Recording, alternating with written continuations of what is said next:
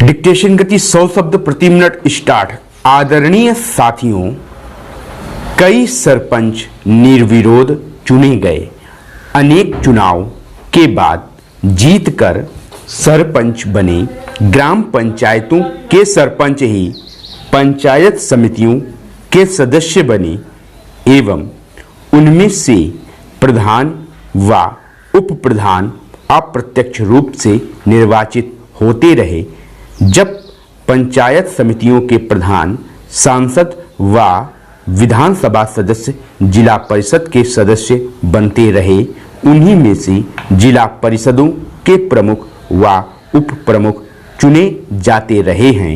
न केवल राजस्थान राज्य में ही अपितु देश के अधिकांश राज्यों में पंचायती राज व्यवस्था की स्थापना की आरंभ के वर्षों में इन संस्थाओं ने ग्रामीण विकास की दिशा में अच्छे परिणाम दिए, लेकिन कुछ वर्षों बाद किन्हीं कारणों की वजह से पंचायती राज संस्थाएं अपने सौंपे गए उत्तरदायित्व को सही ढंग से निष्पादित करने में असमर्थ दिखाई देने लगी, अर्थात ये संस्थाएं अपेक्षित परिणाम देने में असफल रही।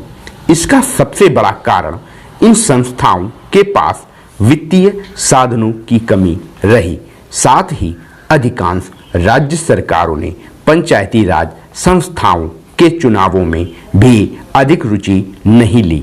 पंचायती राज संस्थाओं को अधिक गतिशील बनाने हेतु अशोक मेहता कमेटी ने सिफारिश की कि विकास कार्यक्रमों एवं योजनाओं को क्रियान्वित करने की जिम्मेदारी जिला परिषदों की हो।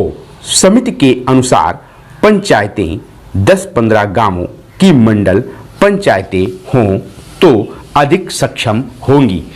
ये मंडल पंचायतें ग्रामीण विकास योजनाओं को क्रियान्वित करेंगी। साथ ही समिति ने पंचायती राज संस्थाओं के चुनाव मुख्य निर्वाचन अधिकारी से करवाने की सिफारिश भी की। ग्रामीण विकास की प्रशासनिक व्यवस्था व गरीबी उन्मूलन समस्याओं हेतु गठित जी.वी.के. राव कमेटी ने जिला स्तर पर योजनाएं बनाने व नियमित चुनाव कराने की सिफारिश की थी। देश की पंचायत राज व्यवस्था को सुदृढ़ व पुनर्जीवित करने हेतु गठित डॉक्टर लक्ष्मीपाल सिंघवी कमेटी ने ग्राम पंचायतों को अतिरिक्त वित्तीय साधन देकर अधिक सक्षम बनाने पर बल दिया तथा साथ ही पंचायती राज संस्थाओं को संवैधानिक मान्यता दिए जाने पर भी विशेष बल दिया। देश में पंचायती राज संस्थाओं की बिगड़ती हुई स्थिति को ध्यान में रखते हुए पूर्व प्रधानमंत्री श्री राजीव गांधी ने पंचायती राज ढांचे को सुदृढ़ बनाने की कल्पना की थी और उन्होंने पंचायतों को अधिक अधिकार सौंपने तथा महिलाओं और कमजोर वर्गों की इन संस्थाओं में अधिक से अधिक भागीदारी देने की परिकल्पना की थी। हमारे वर्तमान प्रधानमंत्री के प्रयासों से अब यह संभव हो पाया है कि इस संबंध में शुरू किए गए प्रयासों तथा राष्ट्रपिता महात्मा गांधी जी के ग्राम स्वराज के स्वप्न को साकार बनाने की दृष्टि से संविधान में 73वीं संशोधन की कुछ महत्वपूर्ण बातों का जिक्र करना चाहूँगा। पंचायती राज संस्थाओं को प्रथम बार संवैधानिक दर्जा दिया गया। सभी राज्यों में पंचायती राज की त्रिस्तरीय पद्धति लागू की गई, लेकिन जिन राज्यों की जनसंख्या 20 लाख से कम है वहां बीच के स्तर की इकाई गठित करने की मर्जी राज्य सरकारों पर छोड़ी गई है। ग्राम सभा को वैधानिक दर्जा दिया गया। हर 5 वर्षों में अनिवार्य रूप से चुनाव होंगे। चुनावों की व्यवस्था एक स्वतंत्र चुनाव आयोग करवाएगा। आदरणीय साथियों, भारत में पंचायती राज की मान्यता सदियों से रही है। पंचों में परमेश्वर वास करता है, ऐसी हमारी मान्यता रही है। वेदों में कहा है कि 5 व्यक्ति समर्पित रूप से मिलकर यज्ञ को पूर्ण करें। स्वर्गीय राष्ट्रपिता महात्मा गांधी जी ने की मान्यता थी कि भारत की आत्मा गांवों में बसती है। जब तक गांव स्वतंत्र नहीं होते, देश पूर्ण रूप से स्वतंत्र नहीं होगा। गांधी जी के अनुसार सच्चे लोकतंत्र का परिचालन केंद्र में बैठे 20 व्यक्तियों द्वारा नहीं कराया जा सकता है। इसका क्रियान्वयन प्रत्येक गांव के निवासियों के माध्यम से ही होना चाहिए।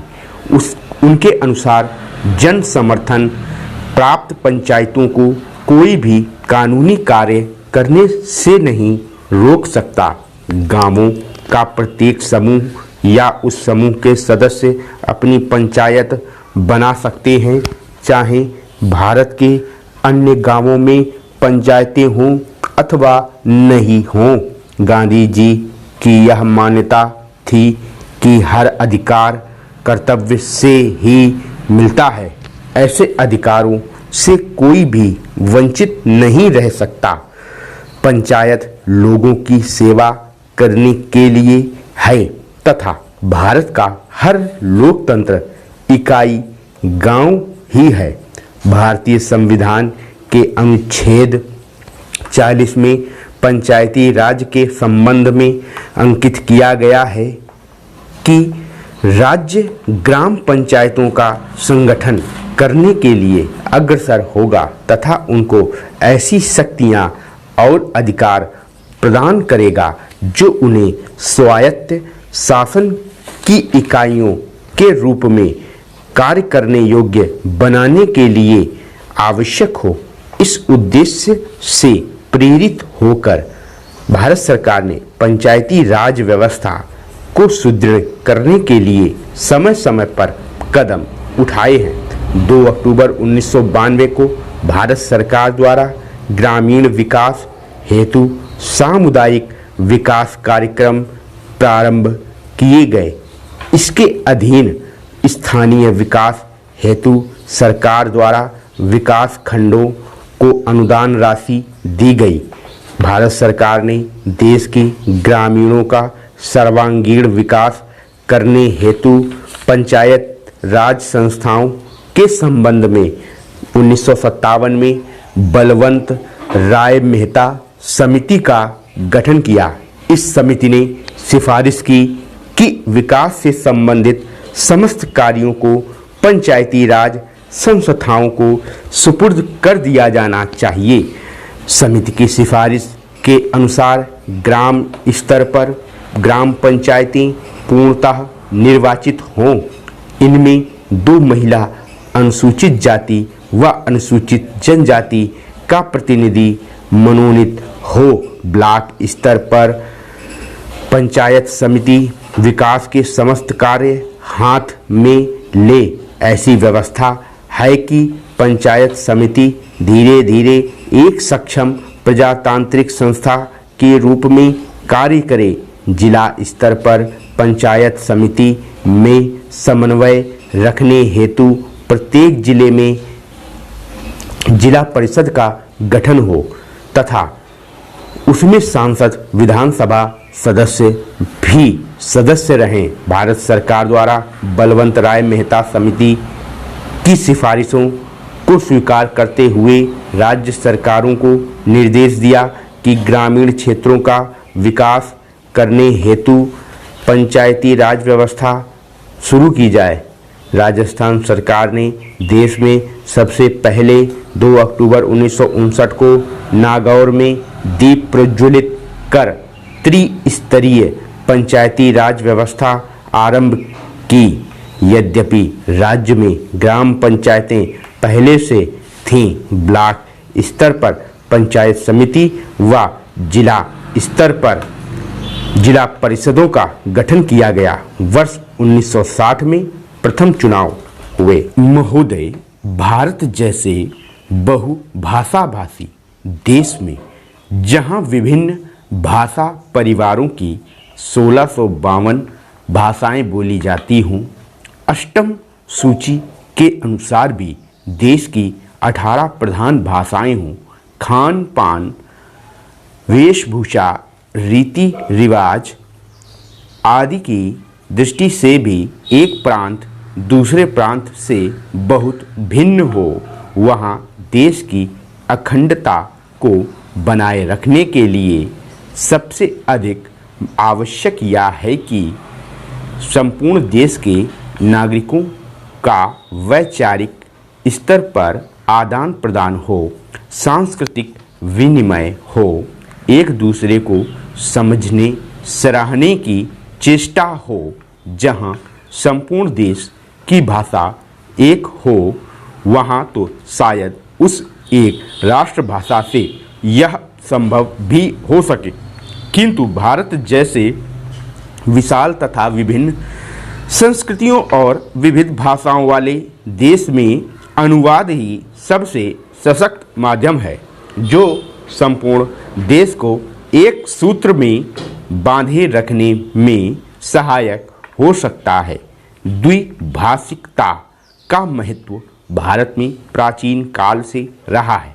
आज भी भारतीय जनसंख्या के सांख्यिकीय आंकड़े यह बताते हैं कि भारत में द्विभाषियों का प्रतिशत काफ़ी ऊंचा है। कहने की आवश्यकता नहीं कि सभी भारतवासी सामान्यतः हिंदी या निकटवर्ती प्रांत की भाषा को दूसरी भाषा के रूप में प्रयोग करते हैं। अहिंदी भाषियों के मध्य हिंदी का प्रचार शिक्षा, व्यवसाय, जनसंचार, फिल्म आदि कई कारणों से हुआ। द्विभाषिकता का महत्व रोजी रोटी तथा आत्म विकास या आत्म प्रचार से बढ़ता है। या द्विभाषिकता अनुवाद की मूल भित्ति है। एक व्यक्ति अपने भावों व विचारों को दूसरे तक पहुंचा सके तथा दूसरे की बात स्वयं समझ सके, इसीलिए वह 2 या अधिक भाषाएं सीखता है। यह व्यावहारिक सत्य है कि जो व्यक्ति जितनी अधिक भाषाएं जानता है वह उतनी ही बहुज्ञ है, क्योंकि भाषा के सहारे उसका परिचय क्षेत्र तो बढ़ता ही है।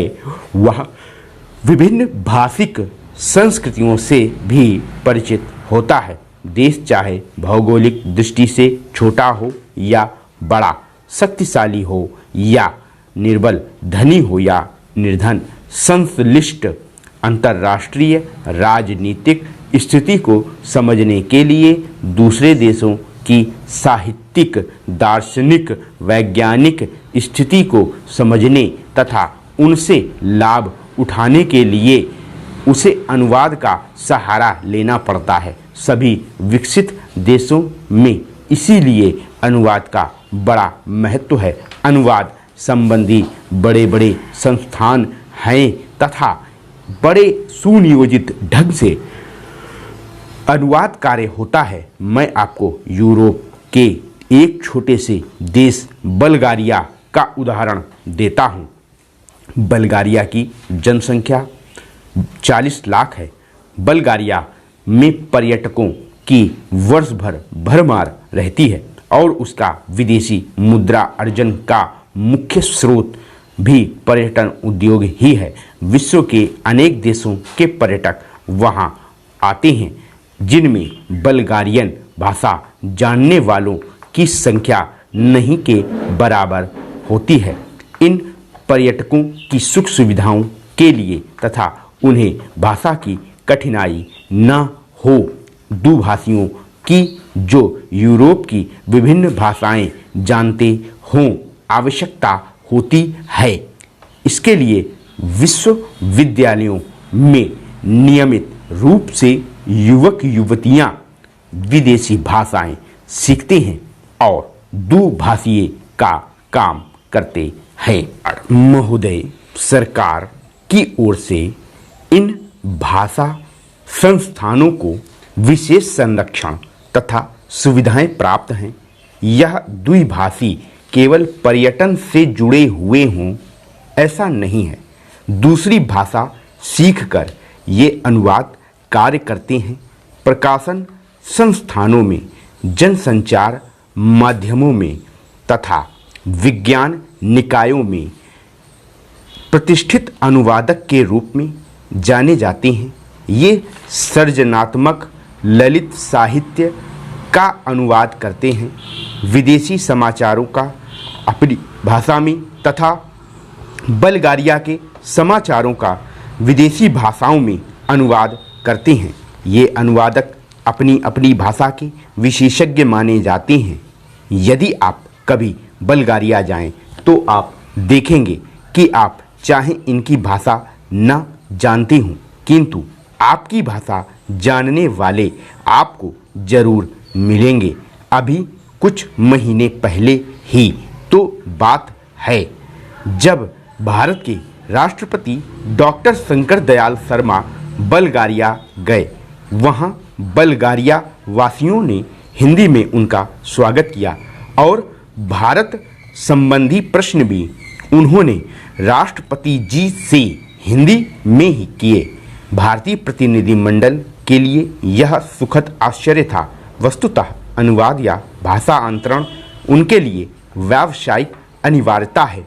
यूरोप के अन्य देशों में भी यही स्थिति है, जहां विश्व में प्रकाशित किसी भी भाषा का महत्वपूर्ण शोध निबंध या कोई विदेशी चर्चित साहित्यिक कृति उस देश की भाषा में तत्काल अनुदित हो जाती है। इतिहास साक्षी है कि ईसाई धर्म के प्रचार में अनुवाद की भूमिका कितनी महत्वपूर्ण रही है। ईसाई धर्म के विश्वव्यापी प्रचार के लिए बाइबल के अनुवाद की व्यापक योजना बनाई गई। अनुवाद ने ही बाइबल को भारत के गांव-गांव यहाँ तक कि आदिवासी क्षेत्रों तक पहुँचा दिया। बाइबल के बाद सबसे अधिक भाषाओं में और एक ही भाषा में कई बार भगवद गीता का अनुवाद हुआ। भारतीय दर्शन और प्रतिभा को समझने की लालसा ने विदेशियों को प्रेरित किया कि वे गीता का अनुवाद अपनी भाषा में करें। आज विश्व की सभी प्रमुख भाषाओं में गीता का अनुवाद आपको मिलेगा। अवधी भाषा में लिखित रामचरितमानस भी देश और विदेश की अनेक भाषाओं में अनुदित होकर विश्व साहित्य का अनुपम ग्रंथ बन गया है। वस्तुतः अनुवाद ही वह माध्यम है जो देशीय रचना को भौगोलिक सीमा से मुक्त कर विश्व मंच पर प्रतिष्ठित करता है। गीतांजलि की ख्याति का एक प्रमुख कारण उसका विदेशी भाषाओं में अनुदित होना भी है। अनुवाद दो भाषाओं के मध्य सेतु का काम करता है और दो संस्कृतियों को निकट लाता है। अनुवाद की नींव दो भाषाओं का ज्ञान और उन भाषाओं पर व्याकरण और शैली की दृष्टि से ऐसा पूर्ण अधिकार है कि अनुवादक एक भाषा भाव व विचार राशि को दूसरी भाषा में पूर्णतः इस प्रकार रूपांतरित करे कि पाठक मूल रचना की संवेदना से भी परिचित हो सके तथा अनुवाद पढ़कर उसे मूल का सा आनंद भी मिल सके। यही लक्ष्य अनुवादक के लिए समस्या उत्पन्न करता है और इसी में उसके कौशल की पहचान भी होती है। स्रोत भाषा का ज्ञान अनुवादक के लिए इसीलिए अपरिहार्य माना जाता है। स्टॉप। वीडियो को लाइक करना ना भूलें इसी तरह की और डिक्टेशन पाने के लिए हमारे चैनल को सब्सक्राइब करें, साथ में बेल आइकन को भी दबा दें और शॉर्टहैंड की तैयारी कर रहे अपने सभी मित्रों के साथ वीडियो को ज़्यादा से ज़्यादा शेयर करें। स्टूडेंट्स, आपकी जानकारी के लिए बता दूं, अगर आपकी शॉर्टहैंड स्पीड नहीं बढ़ रही है तो आप हमारे एडवांस आउटलाइन के साथ डिक्टेशन को परचेज कर सकते हैं।